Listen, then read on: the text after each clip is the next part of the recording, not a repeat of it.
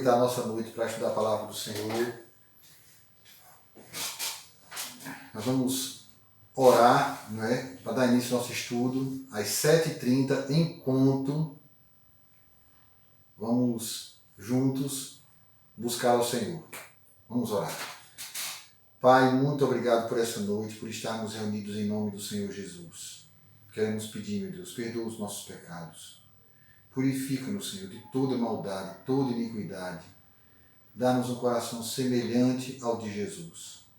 E que possamos sair daqui hoje edificados, fortalecidos pela palavra do Senhor e pelo Espírito do Senhor. Em nome de Jesus. Amém. Gente, nós vamos continuar nosso estudo sobre graça, certo? Maravilhosa graça. Eu vou dar uma revisada para que a gente situe e em seguida a gente avança, tá bom? Bom, nós vimos que a graça é um favor imerecido, né, que Deus nos oferta visando sempre o nosso bem. E isso é mediante Jesus Cristo. Esse texto nós lemos que a lei foi dada por intermédio de Moisés, mas a graça e a verdade vieram por meio de Jesus. Então, é através de Jesus que a graça de Deus chega aos seres humanos. Também vimos que ela é um favor imerecido, proporcionado pelo Deus que ama aos homens que o abandonaram. Não é? Então, também vimos que é um investimento benéfico, certo? Do Deus que é bom na vida do homem que não merece, por ser mau. E é o agir de Deus hoje, independentemente do agir do homem ontem. Quer dizer, independentemente de quem eu fui e fiz, Deus derrama a graça dele sobre mim hoje, visando sempre me proporcionar um amanhã diferente. Então, eu e você podemos ter expectativas quanto ao amanhã, não com base em nós mesmos, mas com base na graça de Deus. Vimos também os fundamentos da graça, né? Que é a pessoa de Deus, o caráter de Deus, a proatividade de Deus, a bondade de Deus, os atributos de Deus e a necessidade humana. Então a necessidade humana, certo? Não é a razão da graça de Deus. A razão da graça de Deus é Ele mesmo.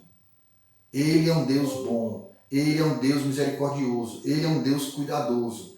E Ele nos trata com graça e com misericórdia. Vimos também que a graça é a oportunidade que, mesmo sem merecer, recebemos de mudar e melhorar. Vimos que tem coisas que nós vamos mudar. Aquilo que está errado, a gente tem que mudar. Melhorar é naquilo que a gente está bom, que a gente pode aperfeiçoar. Certo? Usufruir, desfrutar de algo que nos fará mais parecidos com Jesus.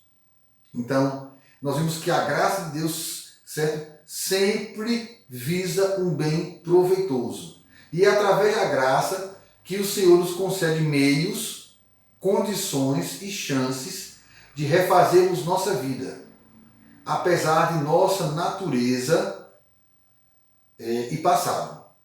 Eu estou só dando uma revisada, tá certo, para ficar mais fresquinho na nossa mente. Vimos que a graça, os destinos da graça, mudar a nossa vida,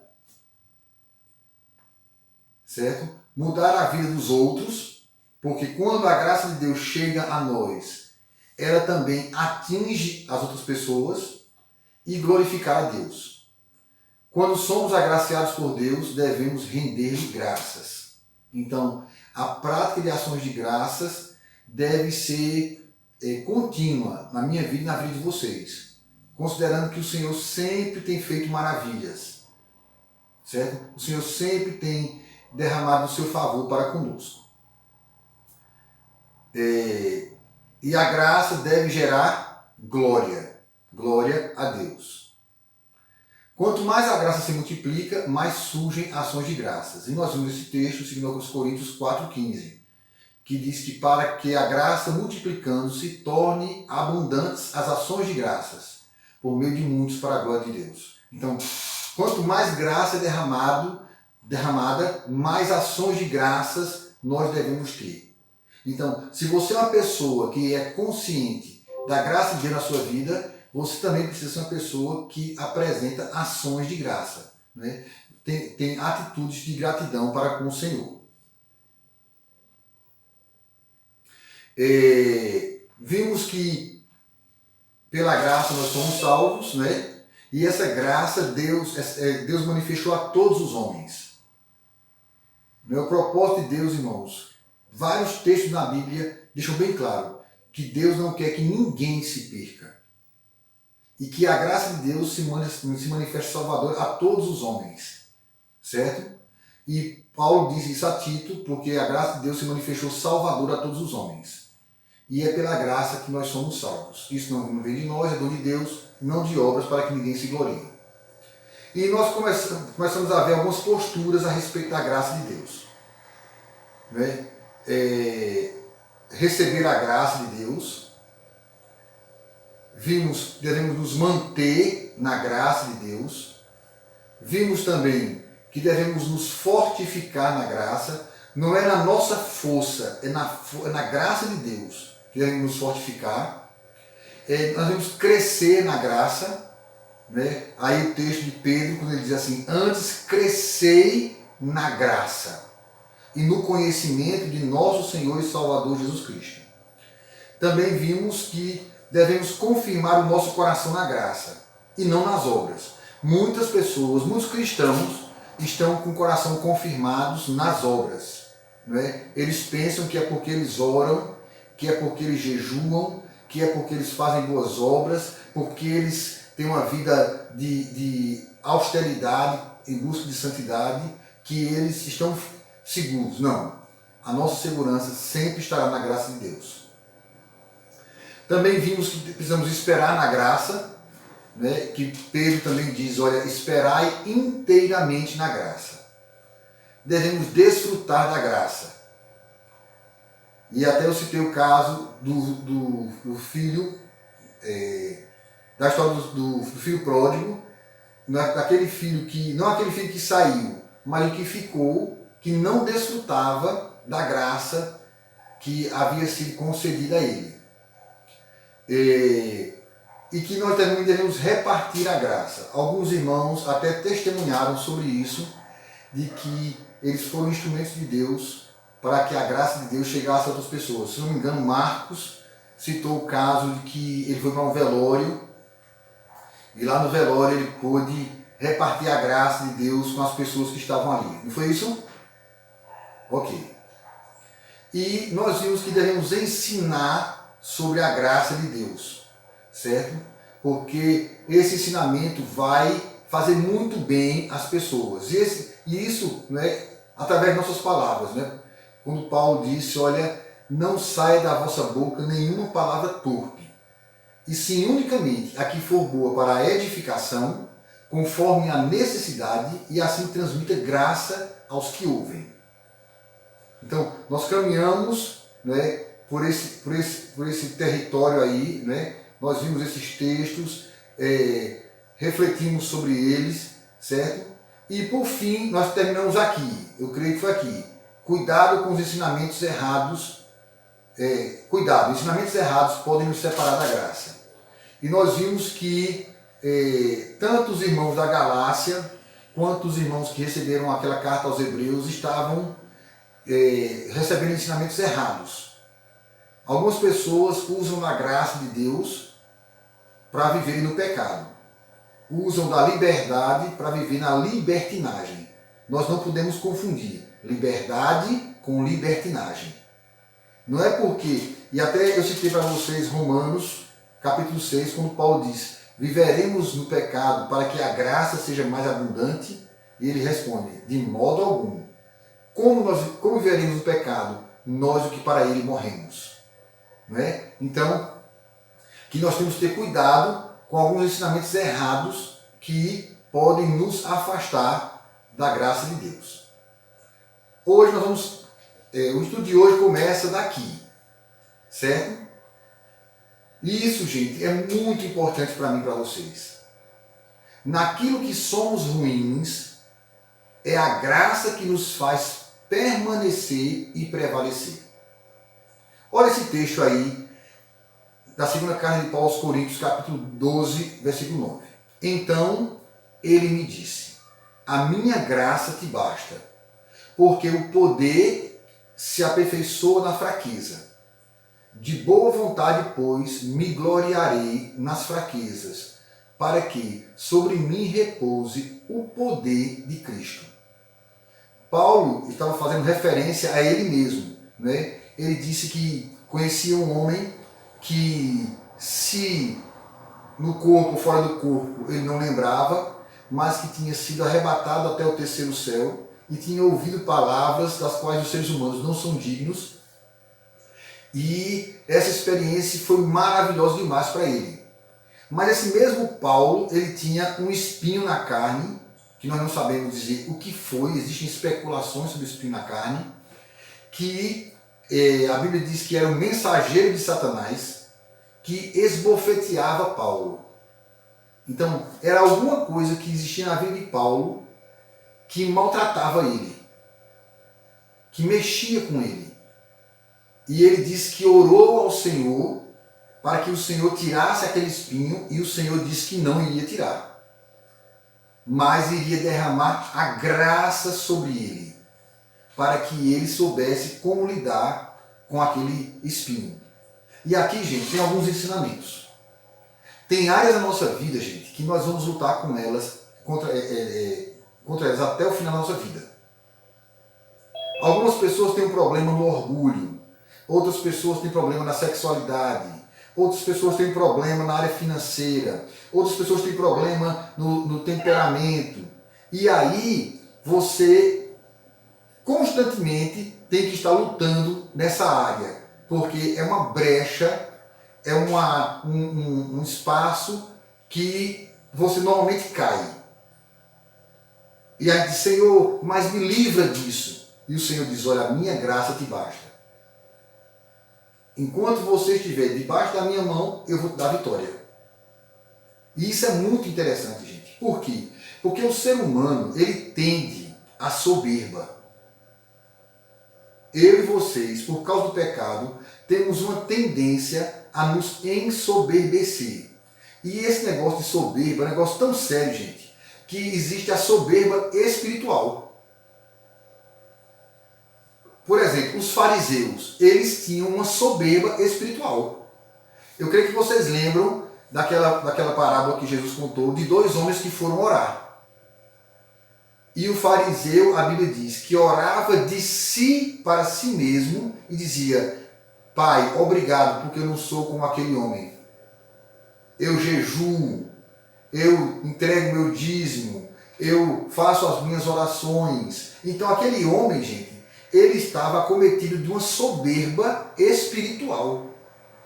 E às vezes é assim que nós estamos. Às vezes nós achamos que somos melhores do que os outros porque nós não cometemos certos pecados. E esquecemos que cometemos outros. E aí, Jesus diz que o outro homem que estava distante, nem sequer levantava os olhos para o céu. Antes ele batia no peito e dizia: Senhor, tem misericórdia de mim, sou pecador. Então, eu e vocês temos que ter cuidado, porque o conhecimento ensoberbece. A Bíblia diz que o conhecimento ensoberbece, mas o amor edifica. De repente você começa a ler a Bíblia muito, você começa a ler muitos livros, você faz um curso e você começa a achar que é demais. Achar que é a última Coca-Cola do deserto, e Coca-Cola gelada, né? E você começa a olhar para os outros, ou de dentro da igreja, ou de fora da igreja, ou de dentro da família, ou de fora da família, como se você fosse alguém melhor. Irmãos, eu e vocês não somos melhores do que ninguém. Somos o que somos pela graça de Deus. Se eu e vocês estamos vencendo em alguma área, é graças a Deus. Não esqueça disso. As áreas que nós temos vitória, elas são áreas alcançadas pela graça de Deus. Quanto mais áreas da nossa vida estiverem submissas à vontade de Deus, ao propósito de Deus, à graça de Deus, mais vitória nós teremos. Então tenha cuidado. Não é porque você ora, não é porque você jejua, não é porque você lê a Bíblia, não é porque você faz boas obras, que você é o cara ou é a careta. Não. Nós somos o que somos pela graça de Deus. E Deus diz a Paulo, a minha graça te basta. Nunca esqueçamos disso, irmãos. Que é a graça de Deus que vai suprir a nossa fraqueza. Olha o texto diz, porque o poder se aperfeiçoa na fraqueza. Quando eu sou fraco, aí é que eu sou forte. Por quê? Porque eu abro espaço e digo, Jesus, tem misericórdia de mim. Jesus, me ajuda. Jesus, vem aqui. E aí ele vem, né, e nos tira, né, daquela situação, nos fortalece, nos ensina e nós percebemos, puxa vida, eu escapei, graças a Deus. Amém? Agora, meu querido, quem profana a graça paga um preço alto.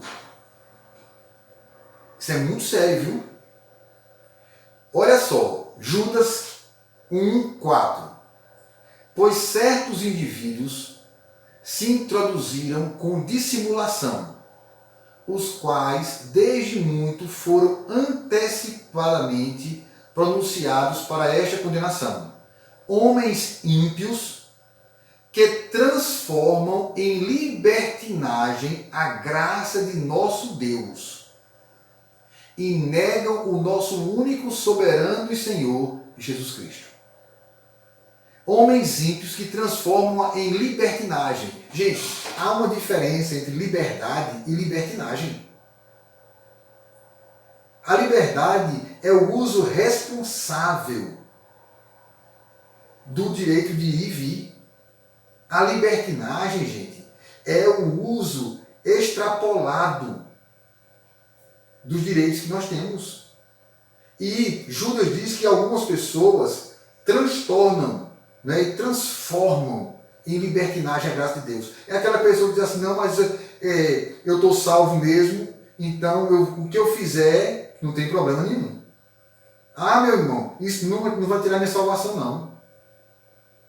Então, são pessoas que usam a graça de Deus para viver no pecado.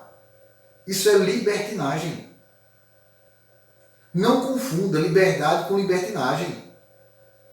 Você tem que saber, certo? O limite. Porque senão você vai estar transformando a graça de Deus em libertinagem. O outro texto, Hebreus 10:29. Veja que texto pesado, viu? De quanto mais severo castigo julgais vós, será considerado digno aquele que calcou aos pés o Filho de Deus e profanou o sangue da aliança, com o qual foi santificado, e ultrajou o Espírito da graça. Olha só, o autor está dizendo, gente, como é que Deus faz uma obra tão grande na nossa vida, tão profunda na nossa vida, e nós estamos ultrajando o Espírito da graça? Nesse mesmo Hebreus capítulo 10, você pode continuar lendo depois, você vê o autor dizendo o seguinte, como escaparemos nós se negligenciarmos tão grande salvação? Gente, Jesus fez uma obra maravilhosa na minha vida e na de vocês. E Deus nos salvou para sermos santos. Não tem como separar salvação de santificação. Não tem como você dizer, olha, eu sou salvo e eu não busco viver para a glória de Deus. Separar a salvação de santificação é ultrajar o Espírito da graça. É zombar de Deus. Não pense que aquele que age dessa maneira vai escapar do juízo de Deus, não. Por isso que o autor de Hebreus diz, como escaparemos nós se negligenciarmos tão grande salvação? Eu e vocês, irmãos, fomos pegos na lama, no pecado. Alguns estavam possessos. Alguns estavam, né, encadeados por práticas não é, equivocadas. Uns na idolatria, outros na imoralidade, outros na soberba, outros na vaidade, cada um de uma maneira. Jesus foi lá, nos libertou, nos limpou, nos deu vestes novas, nos deu um novo nome, nos deu uma nova história, e agora você pega o que Deus fez e profana. E volta para o pecado. E age de maneira que envergonha ao Senhor. Nós temos que ter muito cuidado com isso, gente. Para não profanarmos o Espírito da graça.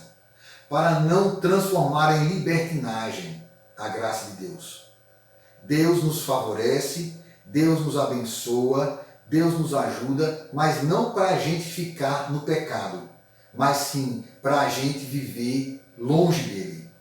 Isso tem que ficar bem nítido para nós, tá certo? Deus, irmãos, é um Deus cheio de graça. Olha só, mas tu, Senhor, és Deus compassivo e cheio de graça, paciente e grande em misericórdia e em verdade.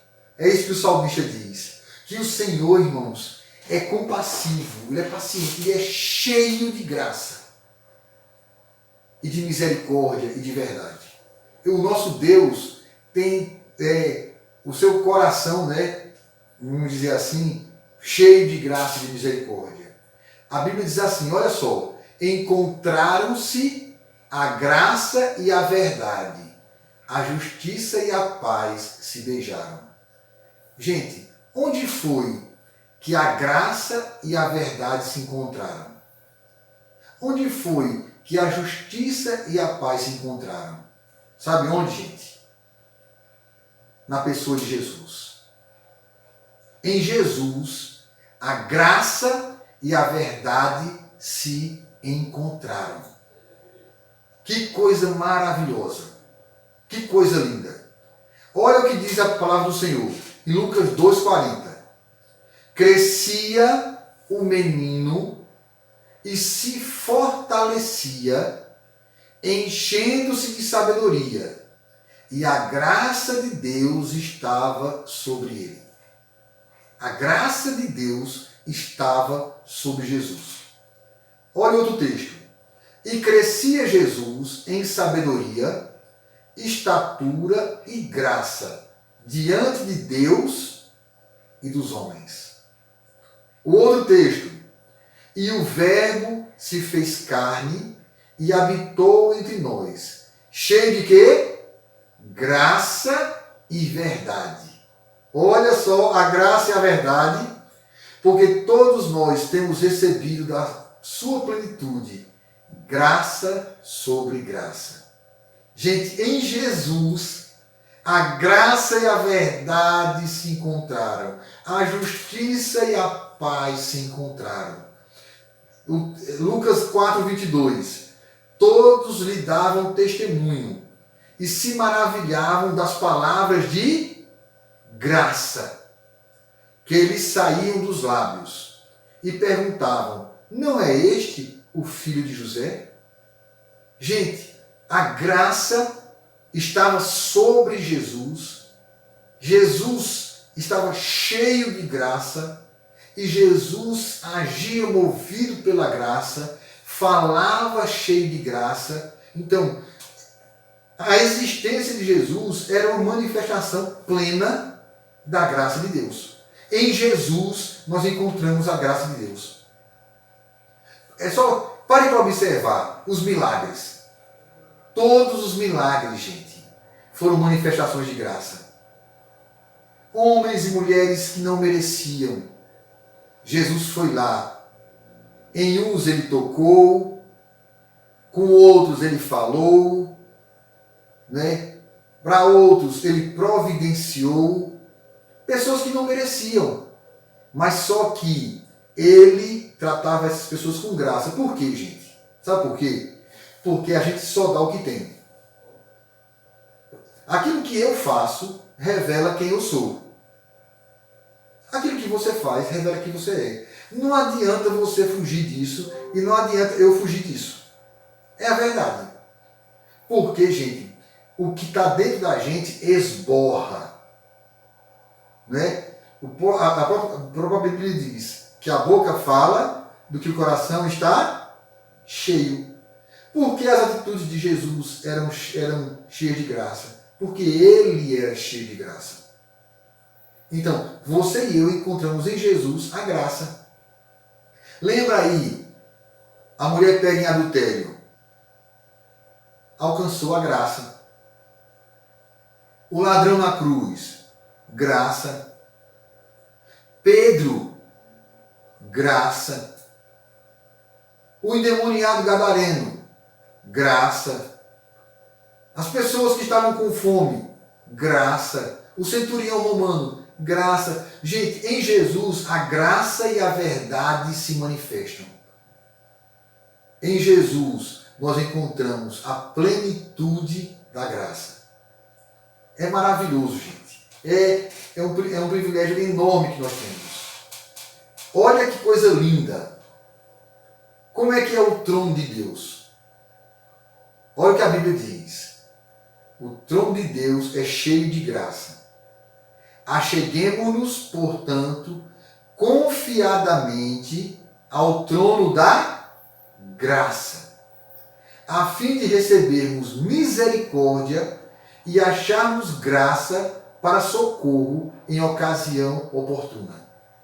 O trono de Deus, irmãos, é um trono de graça. Cheio de graça, cheio de favor, cheio de misericórdia. E o autor da carta aos Hebreus diz assim: acheguemo-nos ao trono da graça. Sabe, irmãos, nós temos acesso ao trono da graça.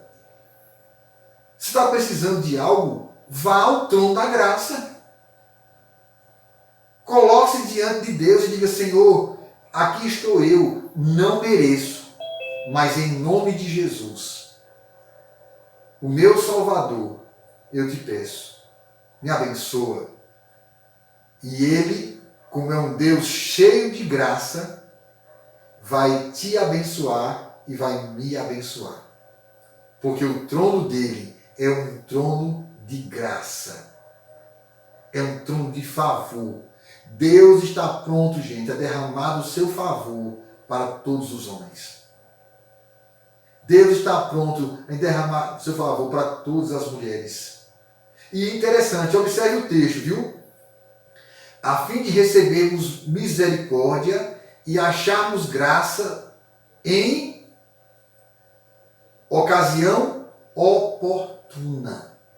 Quer dizer, é aquele momento que você vai precisar que a graça de Deus vai chegar a você.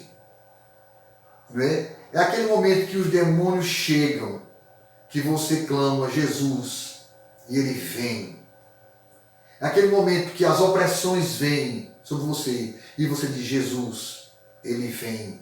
É aquele momento que o desespero quer tomar conta da sua alma e você diz: Senhor, tem misericórdia de mim. E ele põe a mão de graça na sua vida, na minha vida, e nos muda, nos arrebata, nos livra, nos transforma. Não porque mereçamos, mas porque ele é um Deus de graça e de misericórdia. E em Jesus, a graça e a misericórdia se beijaram. Agora vamos ver aí alguns exemplos de pessoas que repassaram a graça. A primeira, a mulher samaritana. Você lembra desse texto de João capítulo 4? Que Jesus fica ali no poço, né? A mulher chega, ele conversa com ela e ele pergunta pelo marido dela e ela diz que não tem marido. Jesus disse: realmente você não tem marido, porque você já teve vários e agora você está tendo um caso com um homem casado. Né? Porque Jesus disse: o que tens agora não é teu. Então Jesus disse: olha, você está vivendo em adultério. E isso choca aquela mulher. E ela diz: como é que o senhor sabe tudo isso? E Jesus começa a falar da água da vida. E aquela mulher é alcançada por Jesus. E a Bíblia diz, irmãos, lá em João 4, que aquela mulher saiu dali e foi dizer àqueles homens que havia encontrado o Messias. Olha que coisa linda. Ela recebeu a graça, mas ela não ficou com a graça. Ela foi dizer àqueles homens, mas aqui, que homens, gente? Por que aqueles homens? Os homens que ela tinha vivido com eles, gente. O homem que ela estava vivendo em adultério.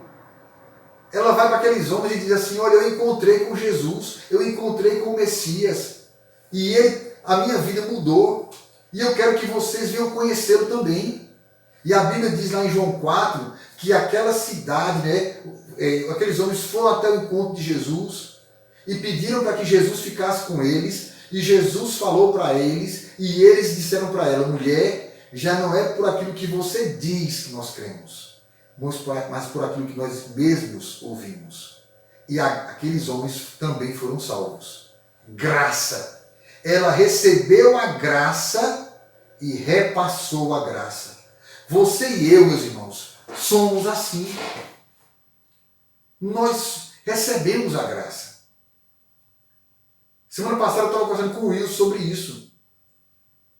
Nós recebemos a graça. O Senhor nos alcançou em locais, em realidades tão difíceis. Agora, pegue isso que Deus fez por você e diga para outra pessoa.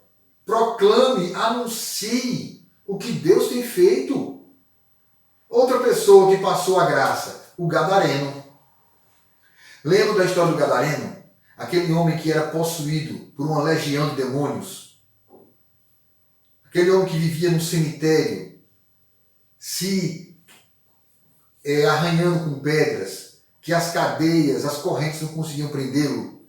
E Jesus expulsa daquele homem a legião de demônios. E a Bíblia diz que de repente as pessoas chegam onde Jesus estava e o gadareno estava em plena consciência, com novas roupas, era um novo homem. Ele foi transformado. E esse homem, gente, chega para Jesus e diz assim, Jesus, deixa eu ir contigo. Jesus disse, não.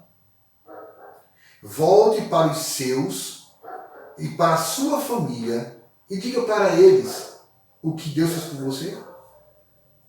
E a Bíblia diz que ele foi para as 10 cidades, chama Decápolis, 10 cidades, e anunciava a todos o que Jesus fez por ele. Gente, todo mundo sabia a história do endemoniado. Era o filho de Dona Maria que era endemoniado, de Dona José que era endemoniado, aquele cara que vivia no cemitério, que comia defunto, aquele cara que vivia lá. Rapaz, olha onde ele vem ali. E ele chegar e dizer para as pessoas, gente, eu fui liberto, eu fui transformado. Vocês sabem a minha história. Vocês sabem quem eu era. E aí, gente, as pessoas não têm como negar o nosso testemunho. Porque elas conviviam conosco. Elas sabiam quem nós éramos. Então, quando você testemunha, você repassa a graça de Deus.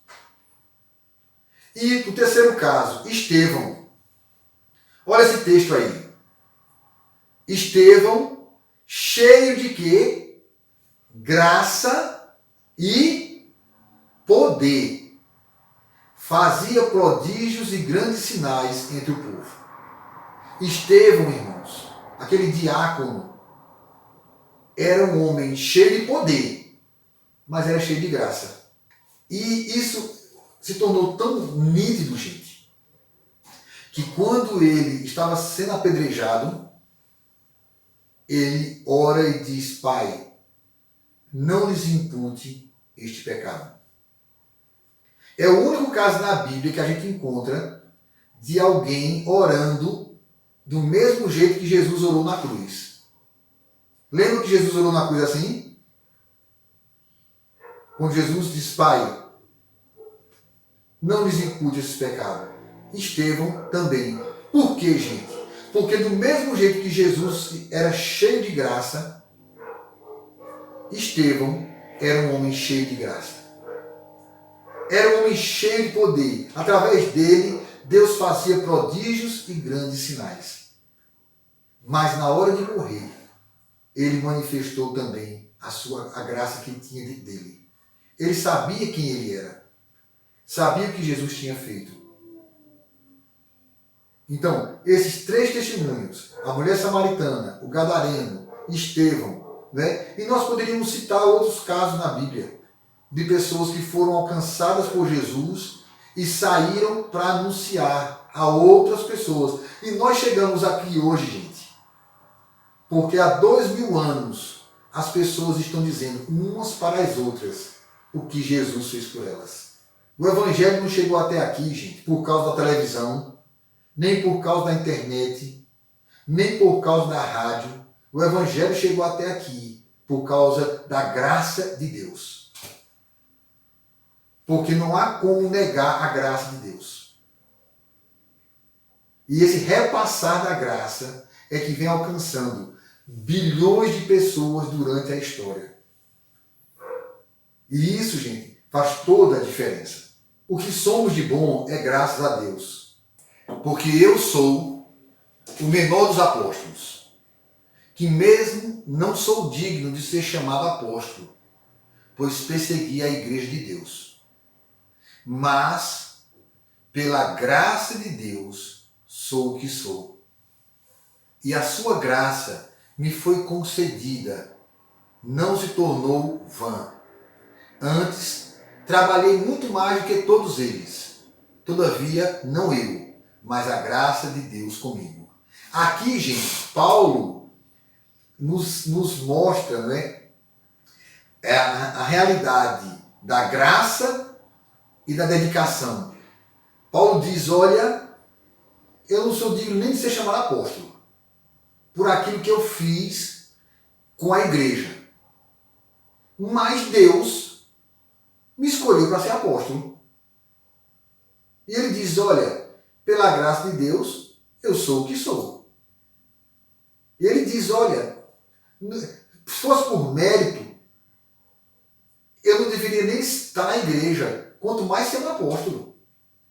Mas a graça de Deus não apenas me salvou, como também me chamou, me escolheu, me capacitou para trabalhar para a igreja de Deus. E essa graça que me foi concedida não se tornou vã. Ele disse, olha, eu recebi a graça de Deus, mas eu não tratei com leviandade essa graça. Antes, trabalhei muito mais do que todos eles. Paulo, gente, ele era tão consciente da graça de Deus que ele trabalhou muito mais do que todos os outros apóstolos. Sabe, irmãos, quanto mais conscientes nós somos da graça de Deus, mais nós trabalhamos para Deus. Mais nós falamos do amor de Deus. Mais nós testemunhamos da graça, do poder de Deus. Porque nós lembramos de quem nós éramos. E nós olhamos para nós e dizemos, só Deus. E aí nós trabalhamos para Deus. É muito complicado algumas pessoas que dizem assim, mas eu acredito na graça de Deus, eu fui alvo da graça de Deus. E são pessoas que não fazem nada pelo Evangelho. Tudo que se pede dessas pessoas é difícil. Tudo. Pastor, pastora, gente, quando a gente é cheio, quando a gente entende o que foi feito por nós, a gente nenhum sacrifício é grande demais. Nenhum sacrifício é grande demais. Diante do que Deus fez por nós, o que nós viemos a fazer, irmãos, não é nada. E Paulo disse, olha, trabalhei muito mais do que todos eles. Todavia, não eu, mas a graça de Deus comigo. Paulo disse, olha, gente, essa graça que me alcançou, me leva a trabalhar. E enquanto eu estou trabalhando, essa graça me acompanha. Veja só, é pela graça sois salvos, mas é pela graça que nós somos santificados, é pela graça que nós trabalhamos, é pela graça que nós anunciamos. Então, não há como abrir espaço para nós nos envaidecermos. Tudo que temos, irmãos, tudo que conseguimos, tudo que sabemos, tudo que fizermos, a graça de Deus está conosco. Maravilhosa graça. Esplêndida graça. Não há como mensurar, não é? Não há como medir a graça de Deus, porque ela vai além. Pela graça de Deus, gente, nós reinaremos. Olha só, se pela ofensa de um e por meio de um só reinou a morte, quem é esse um? Adão. Se pela ofensa de Adão e por meio dele reinou a morte, muito mais os que recebem o quê? A abundância da graça e o dom da justiça reinarão em vida por meio de um só, a saber, Jesus Cristo. A graça e a verdade se beijaram. Nós recebemos a abundância da graça. E isso nos concedeu o dom da justiça. Paulo escrevendo aos Romanos diz: justificados, pois, mediante a fé, temos paz com Deus, por intermédio do nosso Senhor Jesus Cristo. Agora, gente, que nós recebemos a abundância da graça e o dom da justiça, nós vamos reinar em vida. Por meio de um só, a saber, Jesus Cristo. Aleluia. Gente, eu fico emocionado, sabe? Porque é demais. Deus quer que eu e vocês, irmãos, reinemos em vida. E reinar em vida, irmãos, não é não passar por problemas, não. Porque Davi reinou em vida e passou por problemas. Os apóstolos reinaram em vida e passaram por problemas. E veja só, reinar em vida é exatamente isso.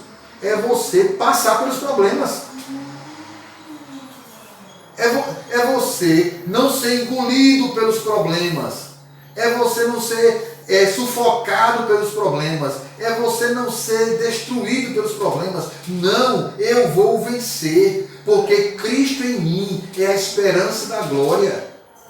Aquele que começou a boa obra vai completá-la. Todas as coisas vão cooperar para o meu bem. Ai, irmãos, isso é maravilhoso. O meu Deus, segundo a sua riqueza e glória, há de suprir em Cristo todas as minhas necessidades. Não é? Os sofrimentos do tempo presente não se comparam com a glória do porvir a ser revelada em nós. Isso é reinar em vida, irmãos. É você olhar para as situações, olhar para as circunstâncias e saber: isso não vai acabar comigo. Isso não vai destruir minha vida. Sabe, irmãos? É isso que faz com que as pessoas que são martirizadas não desistam. Elas reinam. Por quê?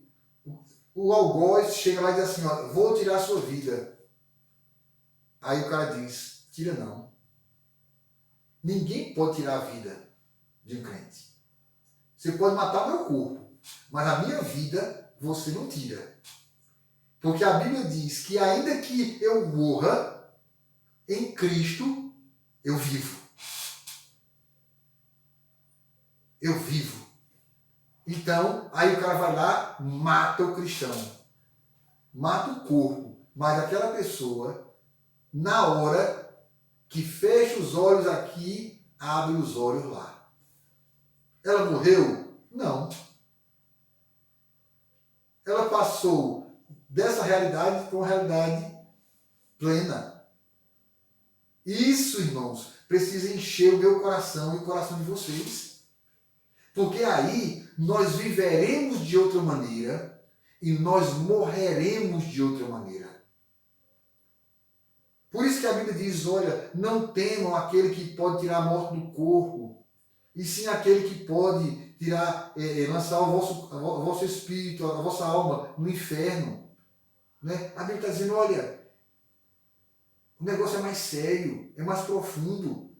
Vocês e eu, irmãos, podemos reinar em vida pela graça de Deus. Se pela ofensa de um e por meio de um só, reinou a morte, muito mais os que recebem a abundância da graça e o dom da justiça reinarão em vida por meio de um só, a saber, Jesus Cristo. É isso, irmãos. É isso. E eu queria saber de vocês agora, não é? O que ficou para vocês essa noite sobre a graça de Deus, não é? A abundância da graça, o mover da graça, o derramar da graça. Eu quero dizer para você exatamente o que ficou. Então vamos orar. Pai, eu quero te agradecer em nome de Jesus por esta noite, por podermos concluir esse tema, Senhor, tão importante. Mas o Senhor sabe que nem eu consigo falar tudo sobre a graça, nem os irmãos conseguem entender tudo sobre a graça. Porque ela vai além, meu Deus, de tudo que eu e eles podemos entender. Muito obrigado, porque a abundância da graça e o dom da justiça nos alcançaram. E hoje, Senhor, somos o que somos. Não porque merecemos, não porque nos esforçamos, mas sim porque o Senhor é bom. Tu és um Deus bom. E eu peço ao Senhor, nos ajuda a repassar a graça, como a samaritana passou, como o ex-endemoniado passou, como Estevão passava, como Jesus. Tua palavra diz, meu Deus, que a graça e a misericórdia se beijaram. A justiça e a paz. Tudo isso aconteceu em Jesus. Que nós possamos aprofundar a nossa comunhão com Ele e anunciá-lo para todos que tivermos acesso. Pedimos isto em nome dele. Amém.